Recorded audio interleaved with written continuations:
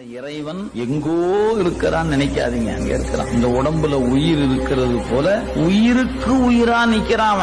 என் இறைவனை நினைக்க கூடாது என்று சொல்வதற்கு உங்களுக்கு உரிமை இல்லை. ஏன்? அவன் எங்கிட்ட இருக்கிறான். நீ வச்சிருக்கிற கோயில்ல நீ வச்சிருக்கிற சிலை வேணா தொடாமருன்னு சொல்லு.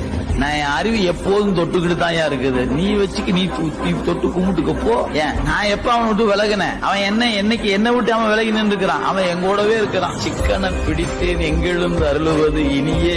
அவன் எப்ப நம்ம விட்டு விலகினா நாம் போய் ஐயோ சாமி பார்க்கணும், கதவை சாத்திக்க பூட்டிக்க. ஏன்? அவர் எனக்குள்ள இருக்கிறாரியா? ஆனந்தமா நான் பாட்டு உட்கார்ந்து பெருமானே அந்த இடத்துல உங்களுக்கு ஒரு ஆனந்தம் இருக்கு பாருங்க.